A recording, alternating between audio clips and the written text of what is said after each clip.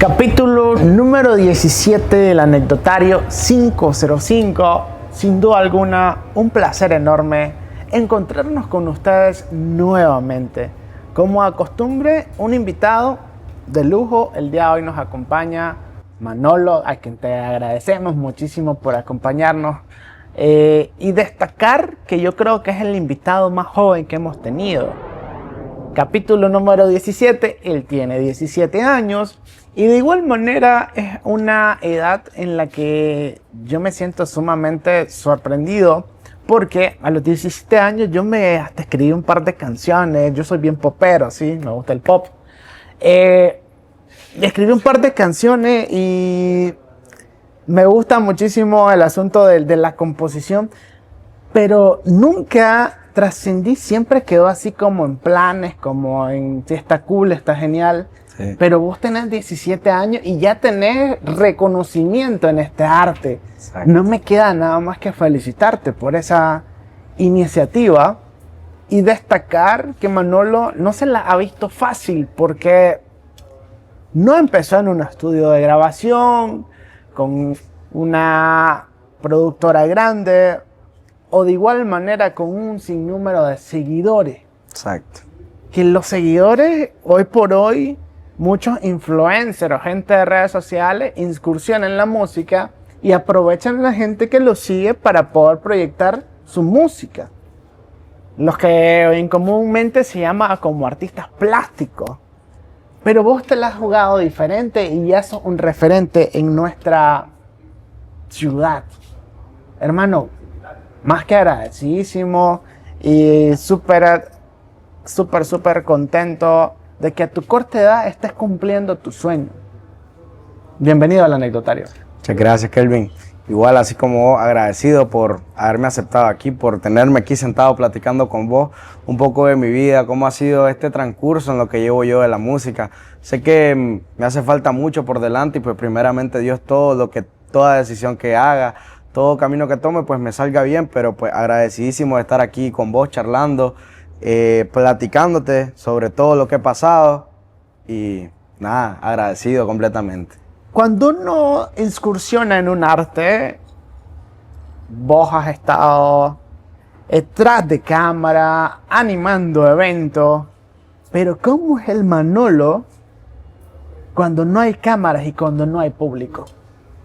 Pues fíjate que eso es algo que yo vivo bastante a diario, ¿me entendés? Porque yo soy de las personas que friega, soy relajo, por así decirlo. Cuando estoy en mi círculo social soy bien relajo y eso es algo que a veces choca con la realidad, ¿me entendés? Porque hay personas que me miran así en la calle y vienen y algunas de las personas que ya me conocen más por lo de Manolo, vienen y a veces como que me dicen de que les da pena saludarme y pues yo vengo y les digo que, o sea, que nada que ver, yo soy relajo, o sea, si vos me miras en la calle y me saludas, yo te voy a saludar. Yo no soy del tipo de personas que todo el mundo me caiga mal o que yo voy a ser odioso, ¿me entendés? Siempre intento convivir exacto. Con la gente, que eso es llamativo y no todo artista y no todo creador de contenido lo hace. Emmanuel José Ordóñez Zamora, un nombre de pila. ¿Por qué Manolo? El Manolo sale de que yo me crié con mi hermano. Y mi hermano, me acuerdo que un día estaba pequeño yo y me llevó a una piscina. Y para ese tiempo estaba recién salido El Libro de la Vida. No sé si la has visto, la película. Y me acuerdo que yo venía y me ponía a bailar. Y yo de chiquito decía que me gustaba una niña. Y mi hermano vino y me encajó el Manolo de la película del Libro de la Vida. Porque me decía que yo era igual a ese chavalito, que como la chavalita me gustaba, yo venía y hacía todo como para llamarle la atención. Entonces de ahí mi hermano vino y de ahí me encajó el Manolo.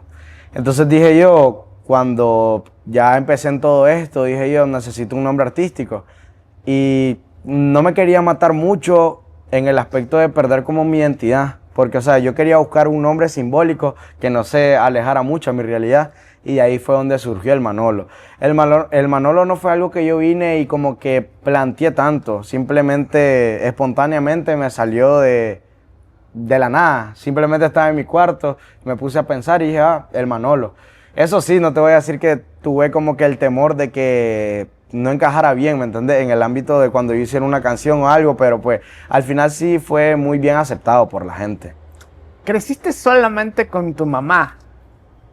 ¿Cómo fue esa experiencia?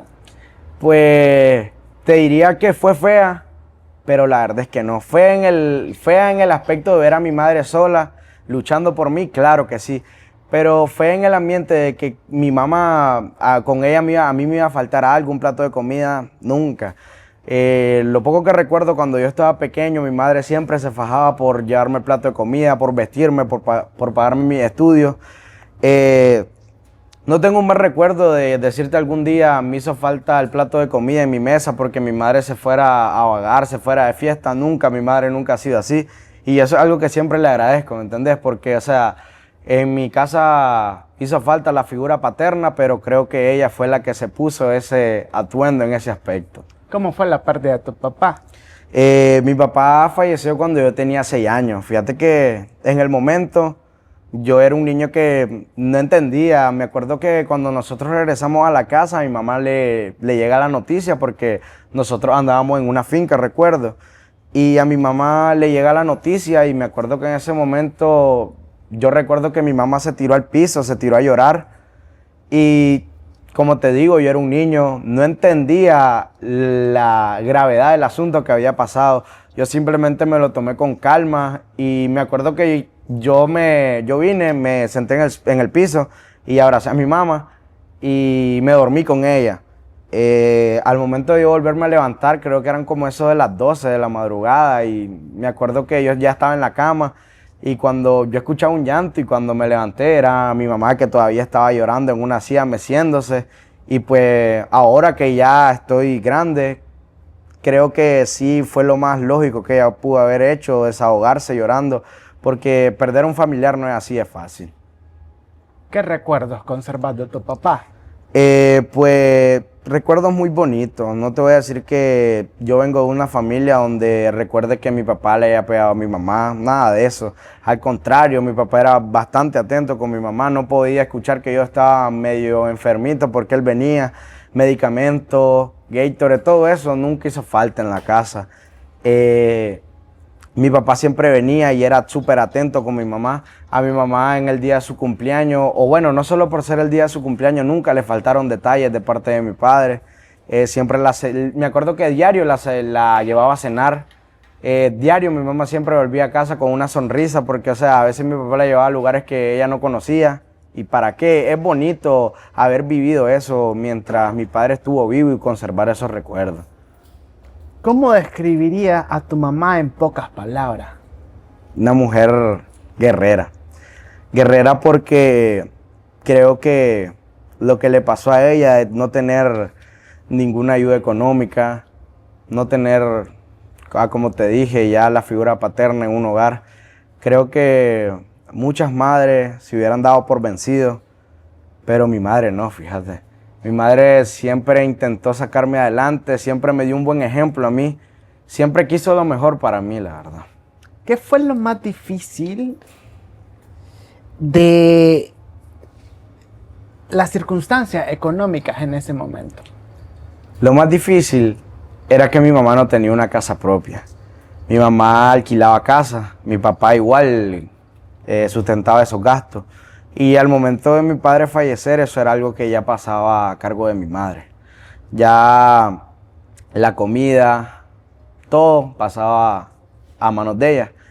Y recuerdo que mi mamá hasta trabajó en 2 empleos para poder sustentar todos esos gastos de la casa y que yo nunca tuviera una dificultad o un problema de que ella me dijera, mira, no tengo para esto.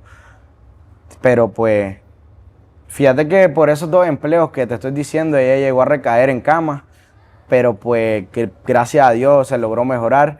Y pues yo estaba presente en ese momento y créeme que en ese momento sí fue feo cuando mi madre recayó porque ahí yo ya tenía como la edad de 8 años y yo dije, ¿qué voy a hacer? O sea, solo estoy yo, solo vivo con ella. ¿Qué puedo hacer yo en este momento que mi madre recayó? Pero pues gracias a Dios por los medicamentos y por las oraciones que yo hacía de pequeño, pues gracias a Dios mi madre se logró mejorar rápido. ¿Sentiste que las circunstancias económicas en algún momento iban a impedir tu sueño? Fíjate que sí, y eso es algo que no solo de pequeño me pasó, sino que ahora. Porque esto de la música me viene rodeando desde pequeño. Me acuerdo que para un cumpleaños mi papá, yo no le pedía regalo. A mí en ese tiempo me gustaba Roberto Carlos. Y yo le decía a mi papá que me gustaba y me acuerdo que un regalo que me dio mi papá fue un USB lleno de canciones de él. Mi ámbito siempre fue en torno a la música. Mi mamá cuando crecí no teníamos televisor, no teníamos teléfono. Y mamá lo que tenía era un radio. De noche, de mañana hasta la noche siempre era música. Y yo desde pequeño llevaba ese sueño. Cuando iba a la escuela y me preguntaban qué quería hacer de grande, yo siempre decía que quería ser cantante. Y fíjate que cuando vi esa circunstancia, yo vine y me puse a indagar qué se necesitaba para ser un cantante.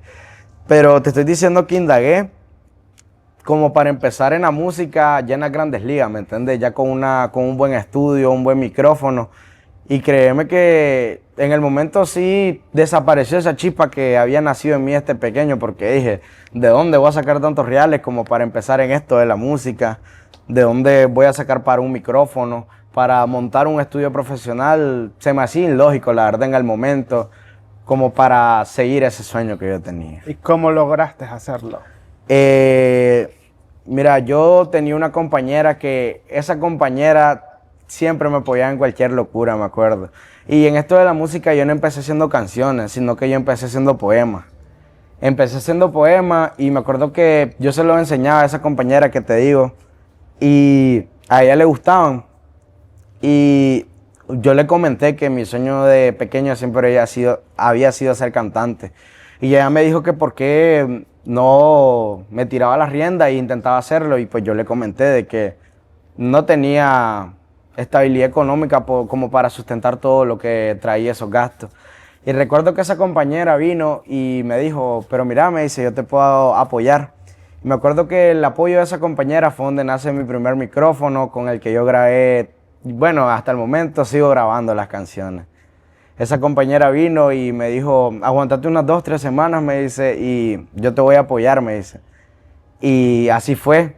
Yo pensé que era broma y después se me fue la onda, pero recuerdo que un día ella llegó y me dijo, oye, mira, aquí está para que compré el micrófono. Yo me acuerdo que ese día salí alegre del colegio y me fui a comprar el micrófono. ¿Cómo se llama tu amiga y qué le dirías actualmente? Se llama Lurbin. Y pues nada, decirte que agradecido, estoy aquí gracias a vos, bueno, primeramente gracias a Dios, pero también estoy aquí gracias a vos por haber creído en mí, por haber gastado de tu dinero, por habérmelo dado a mí.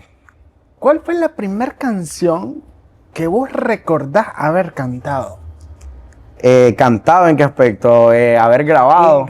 Interpretado y grabado. Interpretado en vivo. Bueno, la primera canción que yo recuerdo haber grabado fue una canción que me acuerdo que grabé con el teléfono. Me acuerdo que esa canción cuando yo la grabé, yo vine y salí a la cuadra y le dije a todos los chavalos, oye, mira, le digo, hice una canción. Porque igual, como te digo, con todos los que me rodeo, yo siempre le había dicho que ese era mi sueño, ser cantante. Y cuando yo salí a la cuadra, yo igual tenía un amigo que se llama Jason, que le decimos Pandu. Y yo salía con él y siempre que salía yo me ponía como a escribir con él. Escribir, pero o sea, nunca llegamos a algo como decir, vamos a grabarlo. Pero sí teníamos varias cosas escritas. Y me acuerdo que cuando yo ya tuve el valor para grabarla, yo grabé una canción. Si te diría la letra ahorita, la verdad no me acuerdo, porque o sea, ya tiene como 3 años. Pero sí fue una canción que, si me la pones ahorita, pues la verdad me daría pena escucharla, porque no seguí un guión como para hacerla, no tenía ningún coro ni nada. Fue como improvisada, por así decirlo. Y la primera canción que yo interpreté en vivo fue Bad King, una canción que yo le hice a un equipo de softball de la zona. Y recuerdo que después, cuando la sacamos, al siguiente día, mi sorpresa es que yo llego al colegio y ya varias personas estaban coreando un corito que yo había hecho con el DJ, que le habíamos hecho, porque, o sea, ese corito a mí se me hizo loco que se pegara y la gente lo repitiera porque era un coro que yo ni siquiera quería agregar en esa canción. Pero me insistió tanto el DJ que yo dije, está bien, le digo, hagámoslo. Y al día siguiente yo llegué al colegio y mi sorpresa era que todo el mundo la estaba cantando. Tuvo gran impacto, diría yo, que vino el día y me dice, oye, mira, vamos a organizar un juego y quiero que la canté en el medio tiempo, porque vos sabes que un partido de softball son 2 tiempos. Y ahí fue cuando canté por primera vez en vivo. No en tarima, pero sí en vivo. Y déjame decirte que fue un nervio total, porque, o sea, estaba delante de como más de 100 personas. Pero... Súper más, porque solo entre jugadores son casi los 100. Exacto. Y pues me sentí... en ese momento que yo me paré ahí en el centro y empecé a cantar y escuchar cómo la gente gritaba, sinceramente me sentí abrazado por toda esa gente, ¿me entendés? Porque, como te digo, todo no empezó como una loquera, pero la gente sí lo miraba como una locura mía. Pero cuando yo me paré ahí y vi a tanta gente, lo único que se me vino a la mente fue decir, lo que tanto había soñado de pequeño se me está cumpliendo.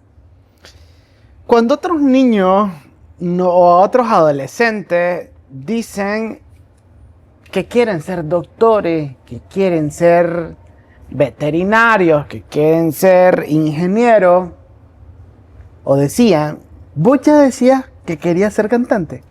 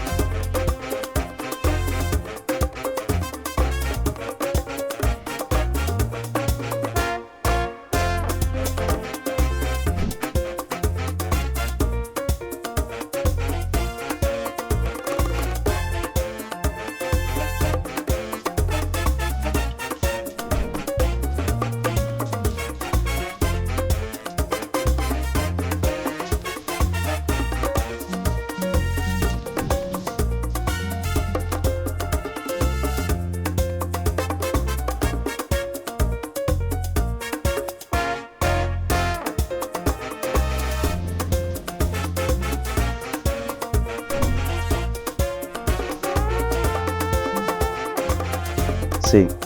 Me acuerdo que cuando yo estaba pequeño, yo estudiaba en un colegio, no sé si lo puedo mencionar, ¿verdad? Sí, claro.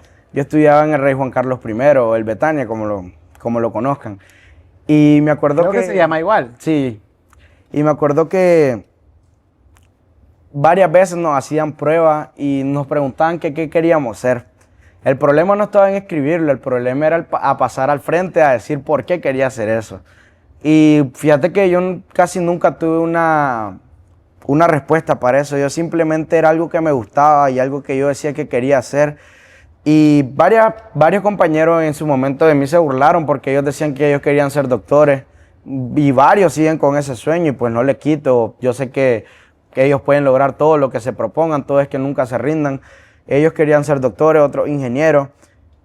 Pero yo siempre salía a resaltar, no por lo bueno, sino por lo absurdo que sonaba en el momento de que yo sí quería ser cantante.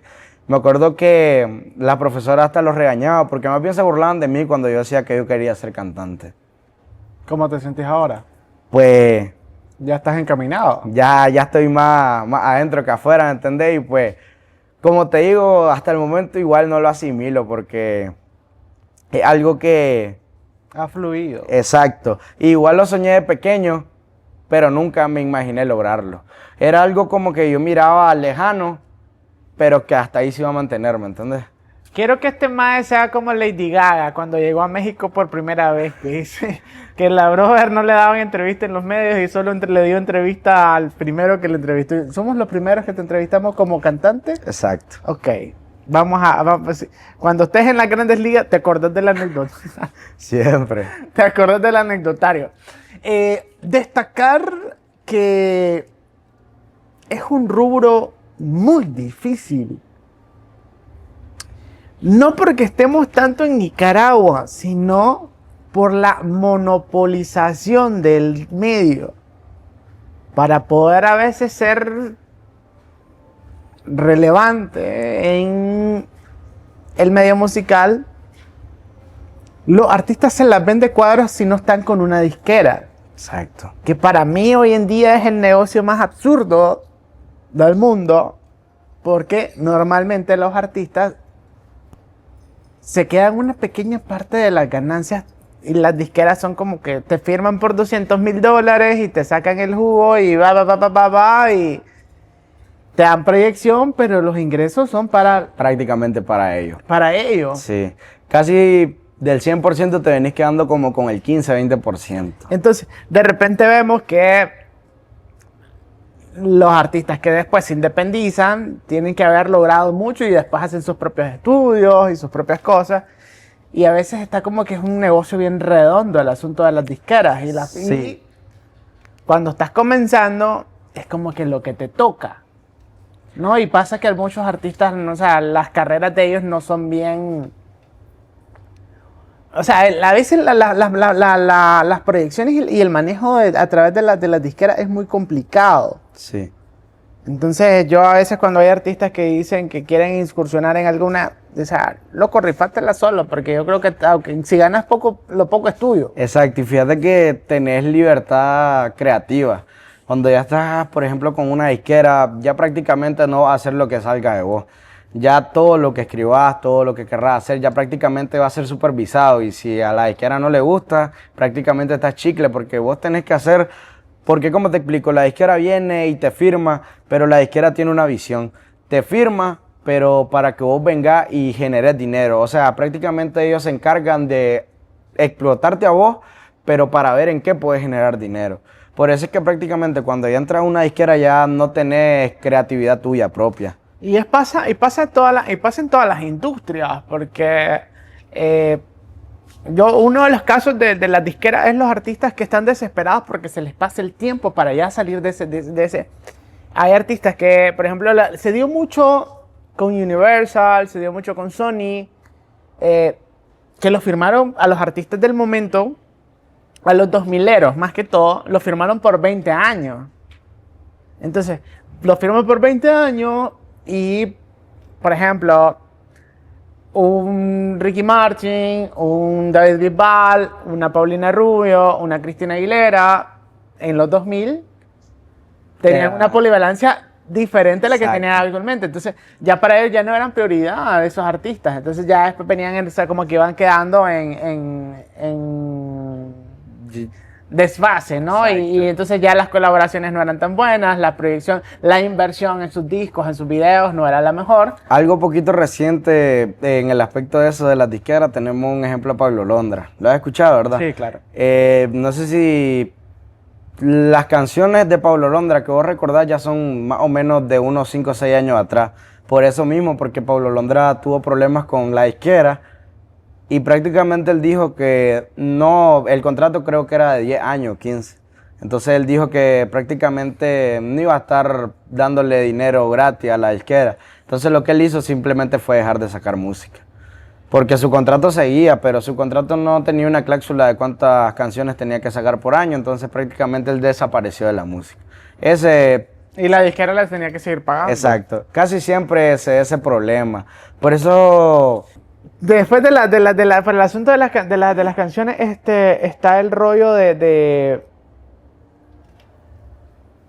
las colaboraciones.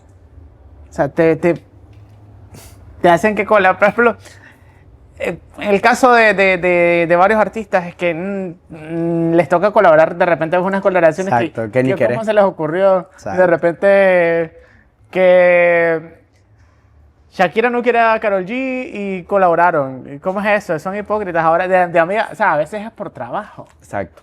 Pero bueno, vamos a avanzar ahí con ese tema.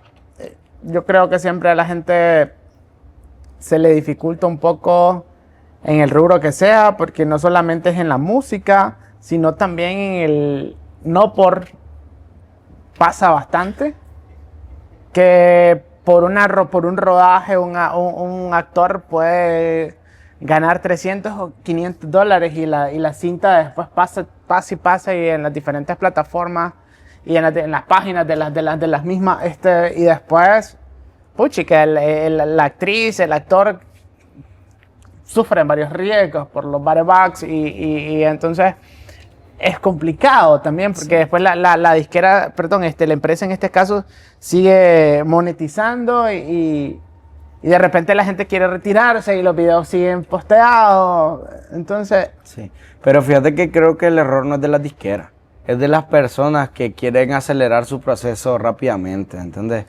Porque hay personas que tienen el talento y pueden solo, ¿me entiendes? Solo que no con un tiempo precipitado.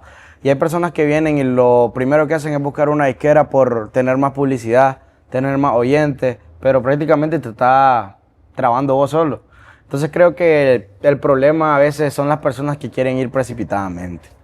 ¿En qué momento vos dijiste, yo quiero dedicarme ya a esto? Fíjate que el año antepasado yo seguía tomando esto como un hobby. Ya tenía unas 3 canciones subidas, pero igual yo decía que era un pasatiempo. Solo cuando podía me ponía a grabar, me ponía a escribir.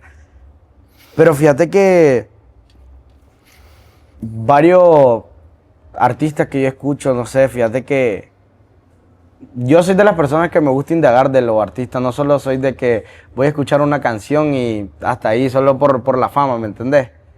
Pero, o sea, sí me gusta indagar sobre los artistas y varios artistas tenían buen rendimiento académico, tenían buenas posibilidades y aún así se dedicaron a eso. Así que algunas personas que vienen a criticar eso de que las personas quieren ser cantantes, se me hace ilógico, ¿me entendés? Porque hay personas que son inteligentes, son educadas y todo eso, y aún así les gusta la música, ¿me entendés? Pero cuando yo decidí tomarme esto ya en serio, fue cuando igual estaba en mi cuarto. Y me acuerdo que a mí me llamó un equipo de fútbol y me acuerdo que yo en ese momento estaba pasando unas duras con mi mamá y no teníamos para comer. Y fíjate que viene y me llama un equipo de fútbol y me dice que le hago una canción. Y yo estaba empezando, claramente. Entonces viene y llega el momento donde cualquier persona que esté empezando y le dicen va a tener nervios por si puede decir mucho o por si puede decir menos, que cuánto yo le iba a cobrar. Entonces vine yo y le dije que lo que saliera de su corazón, porque me entendés, porque yo estaba empezando. No era algo como que yo ni podía lucrarme mucho de esa oportunidad. Además, estaba pasando, como te digo, por un momento duro con mi mamá. O sea, lo que viniera me favorecía igual. Entonces, cuando yo vine, y me acuerdo que me pagan por esa canción y yo vengo y le doy el dinero a mi mamá se sorprende porque la verdad es que yo no quería que mi mamá se diera cuenta de que yo me dedicaba a eso, a hacer música, a subirla. Pero pues yo vine y me senté con ella y le dije, mira mamá, yo hago música, le dije, y pues este dinero no creo que lo saqué de un mal lugar o haciendo algo malo, le digo. Simplemente hice una canción para un equipo y me pagaron esto y yo se lo di. Y en ese momento yo decidí que yo sí me iba a dedicar a la música, ¿me entendés? Porque era algo que me estaba ayudando, no solo a mí, sino que a mi mamá, que fue lo que me vio crecer, ¿me entendés? Algo que siempre me da motivación y creo que fue algo que me hizo abrir los ojos como para dedicarme a la música. ¿Cómo se sintió tu mamá? Fíjate que mi mamá en el momento no me creía. Mi mamá vino y me dijo que era mentira, que a saber de dónde la había sacado. Y yo con pena más que otra cosa vine, saqué el teléfono y le enseñé la canción y le dije, escúchela pues, y él le digo. Y le escuchó y me dijo que estaba bien pues. Igual a como te digo, hasta el momento no me creía. Pero vine yo y yo la subí todo, porque igual la música no la subieron en el canal del equipo, sino que la subí yo. La subí. Y pues para qué tuvo bastante reconocimiento en el momento que la subí y hay una niña en la venta de mi cuadra y mi mamá casi siempre ve esa venta y me acuerdo que la chavalita viene y le dijo, ya no por el Emanuel, sino que por Manolo, ¿me entendés? Le preguntó por mí Y mi mamá ahí se sorprendió y le preguntó, y ahí fue donde la niña le dijo, pues, de que ella había escuchado la canción. Y ahí ya fue donde mi mamá más o menos me creyó y ya llegó a la casa y me dijo que ya habían escuchado la canción y que si no me daba pena. Y yo le dije que la pena es para robar, porque, o sea, ¿por qué me va a dar pena? ¿Existe alguna canción o algo que vos recordés que haya hecho que digas que no haya salido a la luz y que te da pena si saliera a la luz? Pues fíjate que yo soy bastante espontáneo con eso de cuando grabo, no soy de guardarme mucho tiempo las canciones. Siempre vengo y pongámosle que a los 2, 3 días ya las estoy subiendo. Lo máximo que he durado son unas 2, 3 semanas en no subir una canción cuando la grabo. Pero siempre he sido bastante espontáneo en el aspecto de subir las canciones. No soy de las personas que guardan el montón de canciones y hasta después suben una. ¿Cómo era grabar cuando estabas comenzando? Fíjate que era bastante tequioso y bastante complicado porque yo grababa con un teléfono que tenía antes y con audífonos. Y era tequioso porque, por ejemplo, canciones que fueran lentas no se podían grabar por el sonido externo que se escuchaba en los audífonos. Se escuchaba a veces feo el audio, tenías que grabar unas 2, 3 veces. Y por ejemplo, al momento de mencionar la S, vos sabes que la S se escuchan bastante. Tenía que ser cuidadoso también al momento de grabar la S o palabras que llevaran S, pero era bastante tequioso, fíjate. Muy complejo porque o sea, estás haciendo con las uñas prácticamente la Exacto. fuerza de una producción. Las críticas siempre están presentes. Criticaron a Jesucristo, que es el hombre más maravilloso que ha existido en la tierra. ¿Cuál ha sido la crítica que a vos más te ha marcado o más te ha dolido? Pues fíjate que yo no soy de las personas que viene y se toma una crítica en serio. Hablando en el ámbito de la música, ¿verdad? Pero la verdad, cuando yo empecé en lo de la música, ¿quién no me criticó? O sea, tachaban de loco, de que perdía el tiempo. O sea, las críticas nunca faltaron.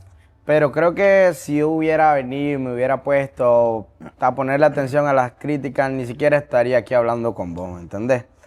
Así que no tendría una respuesta para esa pregunta porque no soy de las personas que le pone tanta mente a las críticas.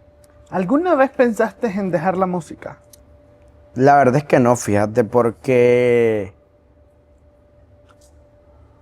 recuerdo que con mi mamá un día estaba pasando un día difícil, que no había para la comida, me acuerdo, y vine y me llamó un equipo de fútbol que le hicieron una canción. Y fíjate que aquí me hicieron la pregunta que cuando vos estás empezando en algo se te hace difícil y complicada responder esa pregunta porque no sabes si va a decir mucho o va a decir poco y es cuánto nos va a cobrar. Me acuerdo que cuando ellos me preguntaron eso, yo solo les dije lo que salió de su corazón porque o sea, estaba empezando. Era como que muy avaricioso de mi parte decirle una gran cantidad, ¿me entendés? Pero lo que viniera igual me iba a favorecer para el momento que estaba pasando con mi mamá. Y me acuerdo que vienen, yo hago la música ese mismo día, me pagan. Y yo vine y le di el dinero a mi mamá. Y mi mamá me preguntó que dónde lo había sacado. Y yo le dije que pues, de que yo ya hacía música. Y no me creyó en el momento. Pensó que lo había sacado de algo o que algo había hecho mal, pues yo le dije que no. Hasta saqué el teléfono y le mostré la música. Y le escuchó. Y dije que entre comillas, ella me creyó. Pero pues ella es bastante de salir ahí en la cuadra. Y me acuerdo que los chavalitos de ahí en la cuadra, ya cuando me miraban, ya era Manolo, Manolo. Y varios ya le preguntaban a mi mamá por mí, pero ya no por el Emmanuel, sino por el Manolo. Y ya como que vivían cantando esas estrofas de la canción que ella había hecho para el equipo de fútbol. Y ahí fue donde ya mi mamá comprendió que sí era verdad, ¿entendés? Entonces, si logré sacar a mi mamá de un apuro, de una situación dura, por así decirlo, en ese momento de la música, ¿qué se me hace que no puedo llegar a un mejor futuro de esto de la música? ¿Has sentido que las críticas te han hecho mejor artista? La verdad es que sí. Sí, porque, como te digo, no soy de tomarle mucha importancia a las críticas, pero están las críticas constructivas y las críticas que suelta una persona así normal por criticarte. Y creo que las críticas constructivas sí me han favorecido mucho. Porque yo no soy de las personas que solo viene y graba la canción y hasta ahí queda. Sino que yo vengo y le digo a varios compañeros míos, oye, mira, ¿qué te parece esto? ¿Te gusta cómo suena? Miro el punto de ellos y al final termino uniendo todo para ver en lo que estoy mal, ¿me entendés? Y ellos ya me dicen, esto no acorde, esto no se escucha mal, y ya lo mejoro, ¿me entiendes? Así que creo que sí, las críticas me han ayudado bastante a mejorar.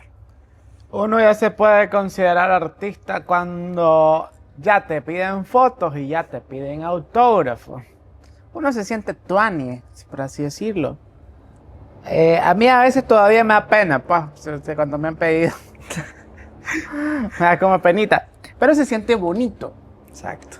¿Cómo recuerdas que fue las primeras veces que te pasó a vos? Fíjate que cuando yo saqué esa canción de Baquín, como te digo, tuvo bastante impacto ahí en el colegio. Y yo voy por la mañana. Y, o sea, la mercantil acostumbra que las personas que están en la mañana son las que ya están en un año mayor, ¿me entendés? Por ejemplo, de cuarto para quinto. Y los que están de tercero para abajo están en la tarde. Pero hay niños que van a computación. Y me acuerdo que un día yo salgo a recreo. Y yo salgo a recreo normal, como siempre, como todos los recreos. Y me acuerdo que vienen y se me juntó una manadita de chavalitos. De que si era Manolo, que si no le podía dar un autógrafo, como vos decís, o sea, se siente bonito. Pero yo sentí una pena que ni te la puedo explicar porque, o sea, yo decía, a la grande, dije yo. Y sentí pena. Y fíjate que eso ya después como que se hizo bastante común, ¿me entendés? Me acuerdo que un día un chavalito llegó con el brazo quebrado, con el yeso, que le firmara el yeso, me acuerdo. Pero son momentos que igual se siente pena, pero o sea, se siente pena, pero a la vez vos sentís bonito, porque sentís que lo que estás haciendo da el fruto, ¿me entendés? Pero sí se siente bastante pena. ¿Cómo llegó la propuesta de Los Capitanes para hacer la canción, sabes? Que nos comentaste que fue como que una oportunidad en un momento difícil, pero ¿cómo surgió? Comentanos un poco más al respecto. Fíjate que yo saqué una canción que esa fue la que te dije que duré más en sacar, que duró como 3 semanas. Se llama La que no iba a salir, así se llama. Y me acuerdo que esa canción yo la saco y igual el beat, el tono era bastante pegadizo. Y me acuerdo que a mí me chatea un integrante de Los Capitanes y viene y me dice, oh, mira, yo he estado hablando con todo el equipo y queremos que le saquen una canción.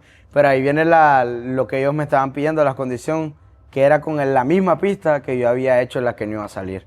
Entonces vine yo y dije, ¿por qué no hacerlo? Dije yo. Entonces fue... Más fácil. Vine yo, sí, es más fácil porque, o sea, ya tenía el ritmo de todo, ya solo era escribir. Me acuerdo que esa canción me la pidieron domingo, o sea, ese mismo domingo yo ya la tenía lista. Me la pidieron en la mañana, yo ya la estaba entregando en la tarde. Entonces viene y esa persona que me llamó me dice, y ahí donde surgió la pregunta de que cuándo le iba a cobrar, y yo igual le dije lo que saliera de ellos, y entonces él vino y me dice, oye, mira, me dice, pues ya hablé con todo el equipo, me dice, vamos a recoger para darte, y le dije, dale pues, le dije yo. Y fue bastante espontáneo porque, ¿me entiendes? Esa persona que me la pidió a mí no es cercano a mí, pero sí se relaciona con mi círculo social, ¿me entiendes? Y entonces, como él es seguidor mío, cuando él escuchó la canción en La que no iba a salir, le gustó bastante la base, el beat. Y ahí fue donde surgió que él quería también la canción para Los Capitanes con esa misma pista. Baquín. ¿Cómo surgió? Después de lo de Los Capitanes, un brother mío que se llama Yandel viene y me dice, oye, mira, me dice... Saludos para Yandel, nos estaba pidiendo ahí sus saludos muy especiales, saludos para Yandel. Yandel me regaló unos stickers craneales. ¿De los Baquín? No, de... Ah, es cierto. No los ocupo para todo. No me los regaló, simplemente yo vi las fotos y... Aquí hay material para explotar. Eso mismo pensé yo que le iba a hacer sticker. Pero entonces sí, viene Yandel y me dice, oye, mira, me dice, mi cuñado quiere que haga una rola para el equipo de softball de él, me dice. Entonces vine yo y le dije, dale pues, le dije. Ahí fue donde ya conocí a una de las personas que tengo bastante amistad y ojalá así seguir y crecer juntos, que es con el DJ, MDJ o Emanuel Zamora, como lo conozcan. Ahí donde surge Yo la... lo conozco como MDJ. Exacto. De ahí es donde surgió la oportunidad de grabar con él y me acuerdo que Yandel me llegó a traer a mi casa. Llegamos al La cuarto. troca.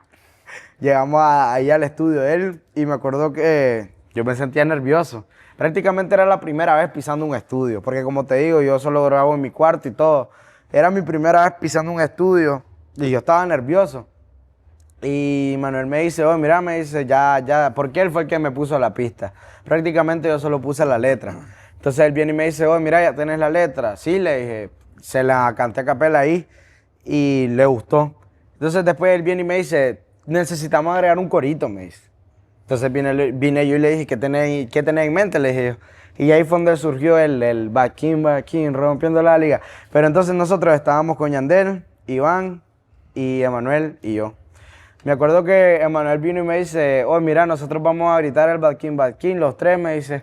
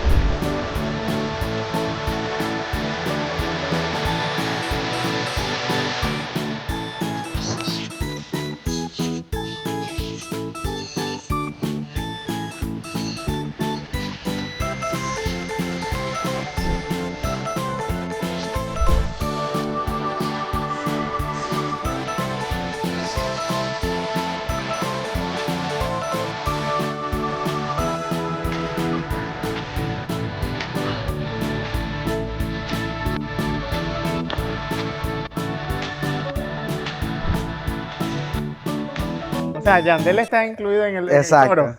Pero es que Yandel no es wet. Entonces Yandel está incluido en el coro con Iván y MDJ. Ya yo canto la demás canción y MDJ también canta otra parte de la canción que no lleva rimas, pero sí es como un tonito, ¿me entiendes? Pero entonces sí, y de ahí fue donde surgió la idea de los Back-in, como te digo. Cuando la gente venía y coreaba el Back-in, a mí se me hizo loco porque era una parte que yo ni siquiera tenía agregada. Y era algo que no me disgustó en el momento que MDJ me lo dijo, pero era como algo que yo no quería agregar, ¿me entendés? Porque ya me iba a salir del tiempo que yo tenía las barras y todo ya escrito. Pero pues, como te digo, quedó bien. ¿Cómo fue que se borró toda la grabación?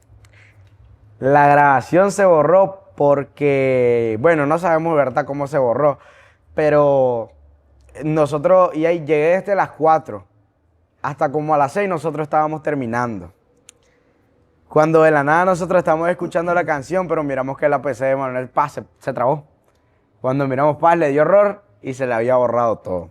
Lo bueno es que nosotros no habíamos grabado sobre el FL, sino que nosotros habíamos grabado las voces aparte, ¿entendés? Entonces me acuerdo que Manuel estaba soleado en ese momento y Jenny dice, estaba enojado, ¿entendés? Y pues vino y nos dijo que igual lo iba a resolver. Y ahí fue donde ella vino y agarró las voces. ¿Y para qué? La que está subida ya es la segunda vez que la había hecho Manuel. Pero la segunda siento yo que quedó mejor. Porque nosotros la primera la escuchamos y sentíamos que le hacía falta algo. Pero cuando Manuel vino y compuso la segunda, sí quedó mejor que la primera. El primer escenario, nos comentaste que fue en la zona. Sí.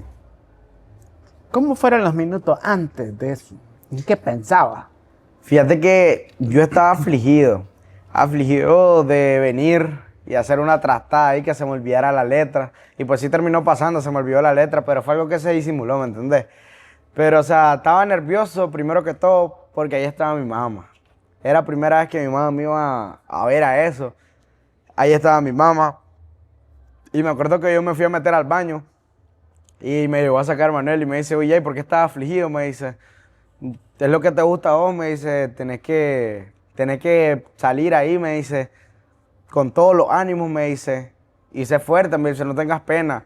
Pero, o sea, yo sí tenía pena, era bastante pena porque, o sea, como te digo, no eran poquitas personas las que estaban ahí, estaba full la zona, me acuerdo ese día. Y yo estaba con una pena tremenda de no saber qué decir cuando entrara, no, que se me trabaran las palabras en ese momento. Pero fue una experiencia bonita, pero una experiencia en la que siento yo que más pasé pena. ¿Qué pensaste después de la grabación?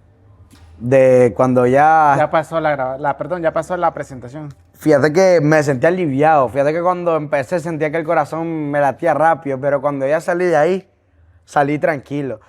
Y cuando salí de ahí... ¿Lloraste ese día? ¿Ah? ¿Lloraste ese día? Sí, cuando llegué a mi casa, porque, o sea, como te digo, era algo que yo había soñado de pequeño. Y, o sea, cuando llegué a mi casa, revisé el WhatsApp y tenía toditos los videos de las personas que me habían grabado y no eran poquitas, ¿me entendés? Y yo dije, a la grande, dije yo. Algo que lo miraba como un sueño lejano, se me está haciendo realidad, dije yo. Me acuerdo que ese día yo solo lloré y me acuerdo que lo primero que hice llegando a mi casa fue arrodillarme en la orilla de mi cama y le di gracias a Dios por todo eso que se me estaba cumpliendo. Has tenido una conexión bien bonita con tu mamá, pero ¿por qué ocultarle la música? Porque fíjate que mis canciones no son las más educadas que se digan, ¿me entiendes? Y fíjate que cuando yo, o sea, no le había contado a mi mamá. Trap, ¿no? Sí. Cuando yo le había contado a mi mamá, yo dije, o sea, lo primero que se me vino a la mente fue, mi mamá me va a decir que me salga de eso, que deje esa locura, de que me dedique a estudiar mejor. Y pues claramente sí sigo con mis estudios, pero o sea, yo pensé que mi mamá me iba a regañar o me iba a rechazar la idea de que yo siguiera con eso, ¿me entiendes? No se lo oculté en el aspecto de como de que estaba haciendo algo malo, sino del miedo de no tener la aceptación de ella en eso que estaba haciendo. Pero pues, como te dije, ese día se lo dije con temor, pero ya estaba con una base fundamental hablándole sobre eso que había hecho yo, ¿me entendés? ¿Y qué sentiste al verla en el público? Pues fíjate que me sentí nervioso porque, o sea, y sentí algo bonito, ¿me entendés? Porque yo estaba cantando y la vi a ella ahí parada, gritando. Y, o sea, fue algo bonito verla ahí a mi mamá porque a mí se me hacía algo loco, peor de eso de la música, que mi mamá viniera y me fuera a acompañar a un evento así como ese, fíjate. Si estuviera viendo este episodio, ¿qué te gustaría decirle? Pues que yo sé que no he sido un hijo perfecto, ¿verdad? He tenido mis errores. Nadie es perfecto en esta vida, pero solamente decirle que la amo, mamá. La amo porque tanto que ha luchado por mí. O sea, yo sé que también he sido un hijo malagradecido, ¿verdad? Pero la amo con todo mi ser, con todo mi corazón. ¿Cómo fue la primera vez que te pidieron foto? La primera vez que me pidieron foto. Porque en el colegio imagino que porque todavía es prohibido usar teléfono, Sí. ¿no? En el colegio imagino que el autógrafo Sí. era porque no había... Exacto. Fíjate que la primera vez que me pidieron una foto fue aquí, en los Farallones. Me acuerdo que andaba con un grupito de chavalos, andábamos aquí en la piscina. Y me acuerdo que justamente aquí había un cumpleaños. Ve que especial le pueden hacer los Farallones para vos. Tu primera entrevista en podcast y tu primera foto. Y fíjate que había un cumpleaños y, o sea, yo estaba sentado allá atrás, me acuerdo, con los chavalos, me estaba secando ya para irnos. Y se me acercaron dos chavalitas de que me conocían, parece que no me habían visto, todo el grupito. Cuando me vieron, la cumpleañera me dijo que quería que nos tomáramos una foto, que le cantara las mañanitas y, vos sabes, yo sentí pena. Porque, o sea, se suponía que estaba con todo mi grupo y cuando vi, los chavalos me habían dejado solos por estar ahí, ¿me entendés? Pero, o sea, sí se sintió satisfactorio, pero sentí bastante pena en ese momento porque, o sea, la chavalita estaba con la mamá, el papá y yo estaba ahí, ¿me entendés? Y sentí bastante pena. ¿Ya te acostumbraste a que te digan Manolo? Sí, fíjate que ya es raro que alguien venga y me llame por el Emanuel. Ya la mayoría de gente que me conoce ya no es por Emanuel, sino por el Manolo. Apareces en Google, que yo creo que es algo que todos queremos. En algún momento yo no me daba cuenta cuando aparecí en Google ya y después uno de mis primos ticos, alegrísimo, en una reunión familiar llegó, este Willa sale en Google, dice este Willa sale en Google. Mira, ¿cómo se sintió? Fíjate que yo no me había dado cuenta. Yo no me había dado cuenta que yo salía en Google. Y en realidad no fue en Google que nos dimos cuenta que salía, sino en ChatGPT. Porque no me acuerdo. Alegre el asunto. Porque no me acuerdo de qué salió la broma de que no me acuerdo si era un compañero o una compañera que me había hecho una broma diciéndome de que ni que fuera tan famoso que le iba a preguntar a ChatGPT quién era yo, pero por broma. Cuando ella viene y le pregunta por el Manolo Cabrón, ya le salió mi perfil y todo, y le salió fotos mías y todo. Y ahí fue cuando ella se asustó, porque vos sabes, a veces viene Google y buscas tu nombre y las fotos que salen son las de Facebook. Y yo ni siquiera uso Facebook para decir que eran las de Facebook, ¿me entendés? Ya era por el perfil artístico que tenía. Entonces, ella viene y me manda capturas y se asusta. Y, o sea, yo también, porque, o sea, ¿cómo no asustarme si ni yo sabía que salía ahí? De ahí fue donde nos fuimos a Google y yo ya salí ahí. Y yo me acuerdo que, o sea, fue una emoción bien bonita, ¿me entendés? Porque creo que es algo que todo el mundo queremos, salir en Google ahí, que te busquen y salgas. ¿Qué tan difícil es hacer música en Nicaragua? Fíjate que difícil no por el talento, sino difícil por las mismas barreras que te pone, no sé, en nuestro país, porque siento que nosotros mismos nos ponemos una barrera horrible, o sea, nos limitamos. Venimos y decimos de que somos Nicaragua, que de aquí no podemos salir a ser grandes, ¿me entendés? Pero yo siento que sí se puede, ¿me entendés? Siento que sí se puede romper esa barrera que la gente tiene idealizada de no ser grande solo porque sos de Nicaragua. Creo que eso es lo de menos. Creo que con que tengas la mentalidad y te hagas lo posible por cumplir eso, creo que sí se puede. ¿Y qué es la inversión más grande que has hecho por tu carrera? Fíjate que hasta el día de hoy creo que no he hecho una gran inversión que se diga de efectivo, ¿me entendés? Lo máximo que he invertido es tiempo. Porque los pocos videoclips que he sacado yo, la mayoría de veces lo grabo con mis amigos, así con los mismos, con otras personas que colaboran en canciones, pero no he invertido una gran cantidad de dinero en la música, fíjate. Porque como te digo, o sea, empecé como mirando un límite en lo de la música, ¿me entendés? Del estudio profesional y todo eso. Entonces, yo vine y dije, no me puedo dar el lujo de empezar con grandes producciones, ¿me entendés? Entonces casi no le invertí una gran cantidad de dinero a la música. Nos vamos a las preguntas rápidas. Artista nicaragüense que vos admirás. Fíjate que Dálico. Dálico porque no solo por moda, ¿me entendés? Porque también es trap. Exacto. Y también por las dificultades que él ha pasado, pero no se ha dejado caer. Artista internacional con el que vos soñás grabar. Fíjate que te diría, no sé, un Obi. Sí, un Obi diría yo. Canción tuya que todo mundo debe escuchar. La que no iba a salir. Spotify o YouTube. YouTube. Improvisar o escribir. Soy más de improvisar, pero no improvisar así de mantenerlo, ¿me entiendes? Sino que improvisar y guardarlo en mi mente y no escribir, casi no escribo. Una palabra que defina a tu mamá. Guerrera. Una palabra que defina a Manolo. Una palabra que defina a Manolo. Soñador. El mejor consejo que te han dado. Que nunca me rinda en algo que quiero lograr. ¿Qué nunca harías por fama? Olvidarme de dónde vengo. Genial, esas fueron las Express de El Anecdotario 505. Comentanos una anécdota o algún momento cómico que te haya pasado en todo este trayecto de carrera artística que llevas.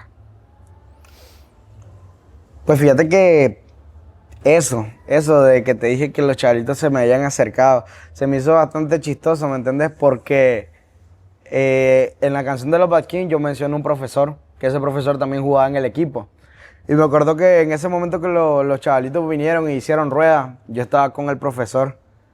Y el profesor vino y se lo tomó a chiste, igual que yo, ¿me entendés? Y vine y le dice a los chavalitos, y él le dice, no es gratis, le dice, les voy a empezar a cobrar. Y pues los chavalitos sí estaban sacando los 20 varas que le había cobrado el profesor. Y, o sea, a mí se me hizo bastante chistoso eso, pero fíjate que me sentí bonito en ese momento. La situación más vergonzosa que te ha pasado. Eso mismo que te dije, lo de las fotos de aquí, porque, o sea, sentía pena, ¿me entiendes? Me sentía, porque, o sea, ese día que me pidieron esa foto aquí, la chavalita estaba prácticamente en su cumpleaños, estaba con sus amigos gente que yo ni conocía, ¿me entiendes? Y a mí me dio un poquito de vergüenza estar ahí, ¿me entendés? Ya para ir finalizando, ¿qué significa para vos el éxito? El éxito. Para mí el éxito significa sentarte y ver todo eso bonito que has logrado. ¿Cómo lo has logrado? O sea, de un sueño, ¿cómo pudiste materializar todo? No materializar, sino que vivirlo ya no simplemente ser un sueño. Para mí el éxito no es cuando ya venís y lográs todo aquello que deseaste. Porque hay personas que logran lo que desean, pero ¿a qué costo? A estar solas, no tener a nadie. Creo que el verdadero éxito cuando venís y querés hacer algo es todo aquello que te topás en el camino, sea bueno, sea malo. Todas esas personas que te encontrás en el camino, porque varias veces empezás con personas y terminás con otras. Entonces, creo que para mí la definición del éxito, eso es. Sentarte, ver todo lo que has logrado, pero platicarlo con las personas que están a tu alrededor, no solo verlo por vos mismo. ¿Dónde te ves en 5 años? ¿Dónde me veo de aquí en 5 años? Pues fíjate que si no es en los Estados Unidos, primeramente Dios ya con la música más profesionalmente, ¿me entendés? Aquí, pero igual sin dejar eso de la música. Ya siendo más profesional en eso de la música. Igual, como te digo, si lo que yo nunca haría por fama es olvidarme de dónde vengo. Creo que irme a los Estados Unidos sería una oportunidad más como para más público, ¿me entendés? Mayor proyección. Pero no como para decir, como te dije, no solo por venir y decir, allá en Nicaragua habían barreras que me impedían seguir en esto. No por eso, sino por A veces dejar la comodidad es Exacto. bueno, ¿no? ¿Qué le dirías al niño que solo tenía un radio y que con ese radio escuchaba música hoy en día? Que los sueños se cumplen. Que no siempre está acostumbrado a hacer realidad todo lo que soñás, pero pues si le echas una pizquita de amor, eso sí se puede cumplir. ¿Y qué mensaje te gustaría dejarle a todos esos jóvenes que piensan que sus sueños son imposibles? Que si tienen un sueño, tienen un anhelo en su corazón, no vengan y se queden sentados ahí donde están, esperando que otra gente cumpla su sueño. Claro, no está mal ver los ejemplos de las personas, pero también es bonito ser ejemplo de las demás personas. Pararte de tu cama, de tu silla donde estés sentado y ponerte a cumplir tus sueños, porque eso es lo bonito. Porque claramente hay personas que vienen y quieren que en 2 o 3 días se le cumplan sus sueños y eso es imposible. Su sueño tiene que cumplirlo por proceso. Tienen que ser fuertes en ese proceso. No se tienen que dar por vencidos, porque si ese es tu sueño, no tenés que dejar que nada impida que lo vuelvas realidad. Muchísimas gracias, Manolo. Finalizamos un espacio o un capítulo muy emblemático y representativo, porque Manolo nos enseña que para cumplir nuestros sueños no es necesario tener dinero, o no depende del sitio en el donde nacemos o las circunstancias que atravesamos. Es perseverancia y disciplina y un enfoque en lo que te apasiona, lo que realmente nos lleva a cumplir y concretar las metas, propósitos, y que eso sea una realidad, no solamente un sueño. Muchísimas gracias por habernos acompañado, muchísimas gracias por habernos compartido un poco de esta historia que para tu edad es un buen comienzo. Porque muchas personas que tienen mayor edad no se animan a creérsela, que es lo más importante hoy en día. Creer, luchar y perseverar por lo que nos apasiona y nos gusta. Exacto. Muchísimas gracias. Tus palabras de cierre. Pues gracias a vos, Kelvin, por haberme permitido estar aquí sentado platicando con vos. Y pues muchas gracias a todas esas personas que me han brindado su confianza, su apoyo en este pequeño transcurso que llevo de carrera musical. Espero que igual, así como me apoyaron desde el primer día, me sigan apoyando, sigan viéndome crecer. Y pues nada, como había dicho anteriormente, si tienen un sueño, no se queden donde están viendo que otras personas cumplan sus sueños, cúmplanlo ustedes. Muchas gracias. Gracias a vos, hermano, por habernos acompañado. Ahí y venimos postergando el encuentro, organizándonos y hasta que se nos dio. Sin duda alguna, yo a veces me presto y me enfoco muchísimo en este momento, porque a veces soy bastante distraído y cuando ya tenés al invitado sentado a la par, sentís más grande el esfuerzo y la hazaña que han logrado con sus vidas. Quiero agradecer a toda la gente, esperamos que nos ven. Quiero agradecer a toda la gente por estar al pendiente del canal. Espero que este contenido, que esta plática haya sido de su agrado. Les instamos a compartir nuestro contenido, a comentar en nuestro canal de YouTube, a darle like a nuestro video y agradecer al equipo, a un equipo con el que yo siempre voy a estar agradecido por el esfuerzo, el empeño y el tiempo que le dedican al anecdotario. Sin duda alguna tenemos un equipo de lujo. Y yo les agradezco mucho a los muchachos que están tras de cámara, que sin ellos esto no sería posible.